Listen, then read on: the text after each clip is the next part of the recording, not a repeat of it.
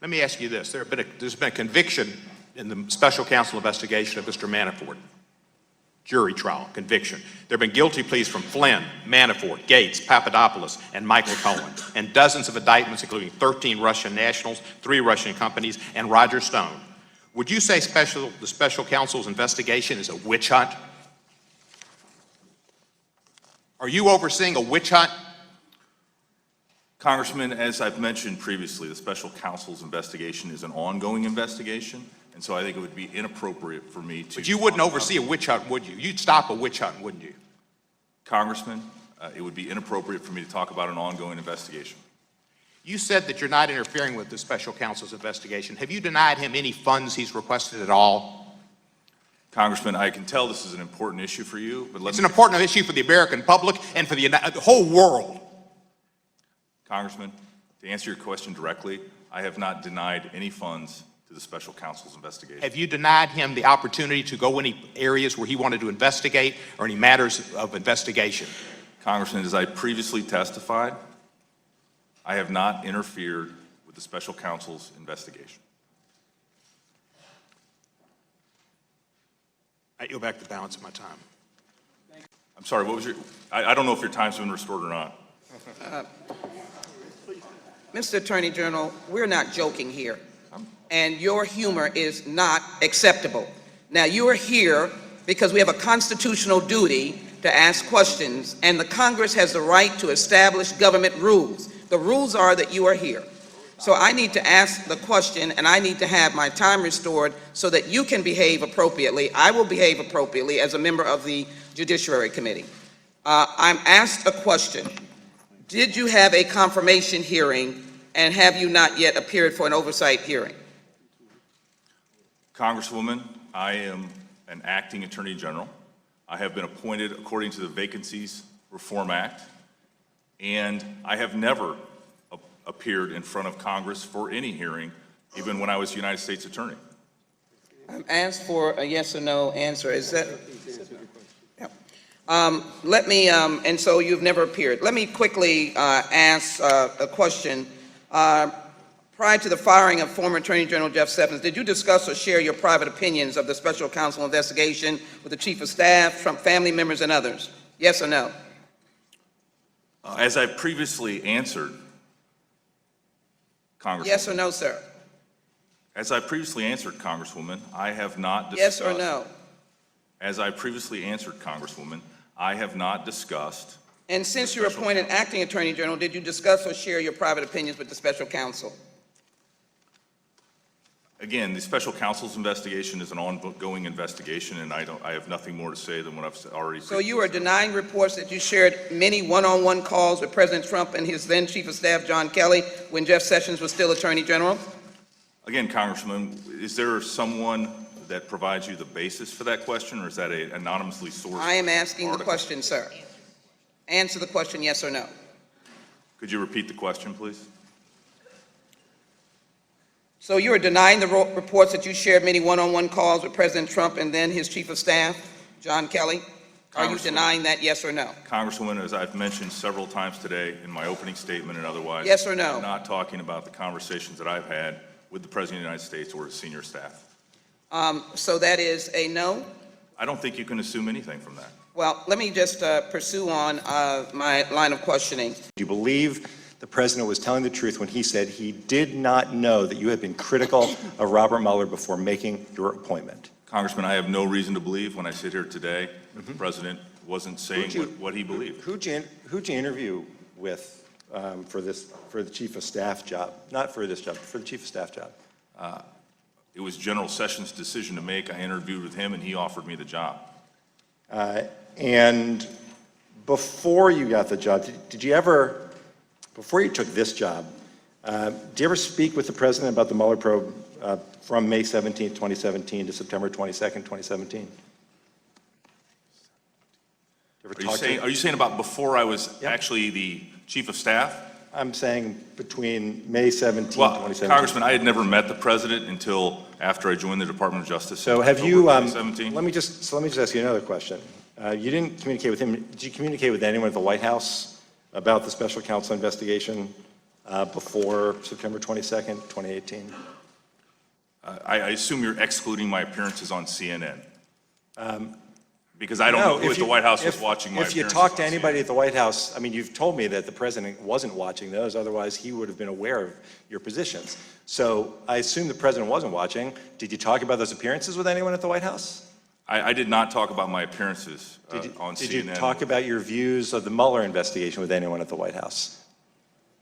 I did not talk about my views of the Mueller investigation with any at the White House in this time period, essentially May of 2017, until I joined the Department of Justice in October of 2017. And when you were Manafort, Gates, Flynn, Cohen, Papandopoulos, and Stone are all in deep trouble. One by one, all of the president's men are going down in flames. It's often said where there's smoke, there's fire. There's a lot of smoke emanating from 1600 Pennsylvania Avenue right now.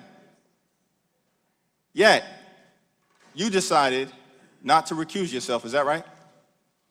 Congressman, the decision to recuse was my decision to make. I looked at all of the information. I consulted with many people that I've discussed today, and I determined that it was not necessary for me to recuse. And Donald Trump considered the Sessions recusal to be a betrayal, is that right? Congressman, I have no idea as I sit here today what the president believed about General Sessions' recusal. Okay, so let's be clear. The investigation into Russia's attack on our democracy is not a witch hunt, it's not a fishing expedition, it's not a hoax, it's not a lynch mob, it's a national security imperative. The fact that people suggest otherwise comes dangerously close to providing aid and comfort to the enemy. In your final week, keep your hands off the Mueller investigation. I yield back. There was one other individual in that briefing with me. And who is that individual? It is the U.S. Attorney from the Eastern District of California who I've brought on. What is the name of the individual, Mr. Whitaker? His name is Greg Scott. So did you communicate any information you learned in those briefings to other members of your staff? I don't believe so, no. Do you know whether any information that you learned in those briefings were communicated to anyone at the White House? As I mentioned previously, Congressman, we have kept a very close. Mr. Whitaker, it's a yes or a no. Do you know whether it was communicated to anybody at the White House? As I sit here today, I don't know whether it was communicated. Did you put into place any restrictions or limitations or instructions to your staff not to share this information with anyone at the White House or the president's legal team? Yes, together with the general standard that investigative information and materials are need to know and law enforcement. Thank you, Mr. Whitaker. You made a public statement last week that the investigation was nearly complete. Is that your characterization or is that Bob Mueller's characterization? Congressman, that position that I mentioned last week in a press conference was my position as acting Attorney General. Would Bob Mueller, if sitting before us right now, agree with you? You know, Congressman, Bob Mueller is going to finish his investigation when he wants to finish his investigation. Is Mr. Mueller honest? Congressman, I have been on the record about my respect for Bob Mueller and his ability to conduct this investigation. Do you believe he's honest, yes or no? I have no reason to believe he's not honest, so yes, I do believe he's honest. Do you believe he's conflicted, yes or no? Congressman, as I mentioned regarding recusals, you know, sort of the conflict analysis is for the individual lawyer to make once a matter is before them. And I'm sure that whether it's Bob Mueller, whether it's Rod Rosenstein, but the president has anybody called else him at the Department of conflicted. Justice, The they president's would do called it. him conflicted and you oversee the investigation. Do you believe that Mr. Mueller's conflicted? Congressman, as acting Attorney General, I have followed regular order at the Department of Justice, and I have expected that the lawyers and the support staff and agents that work for me follow regular order, and as I sit here today, I don't have any reason to believe that. So you don't believe you believe he's honest, you don't believe he's conflicted. Can you say right now, Mr. President, Bob Mueller is honest and not conflicted? Congressman, I'm not a puppet to repeat what you're saying. Are you say it, or do you not believe it? I have answered your question as to what I believe about the special counsel. I stand by my prior statement. Can you say it to the president, though? Congressman, I am not here to be a puppet to repeat terms and words that you say that I should say. Can you say that to the president? Regular order. Mr. Chair, he hasn't answered that question. Sorry? He has not answered the question if he would say that Mr. Mueller is honest. The time of the not gentleman conflicted has with the president. expired. The witness may answer the question. I don't have anything further to add. I think I've answered the Congressman's question.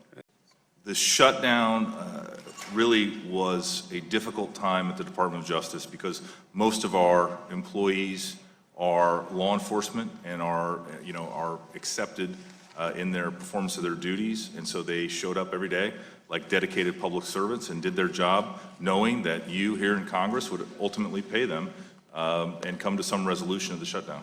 I want to note for the record that, Mr. Whitaker, that you owe us responses on a number of issues raised here today, responses that we intend to secure, including but not limited to the times and dates you were briefed on the special counsel's investigation, your communications with the president after you received those briefings, the basis for your statement that the special counsel's investigation is reaching its conclusion, and whether you told the special counsel not to take any specific investigative or prosecutorial steps.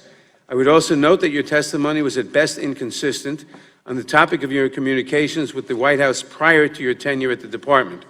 It is not credible that you both interviewed for a job handling the president's response to the special counsel's investigation and never conveyed your opinions about that investigation to the White House. We require answers to these questions. I ask the department to work with the committee to provide them. As part of that work, I fully intend to call you back for an interview under subpoena if necessary, and I expect more fulsome answers at that time.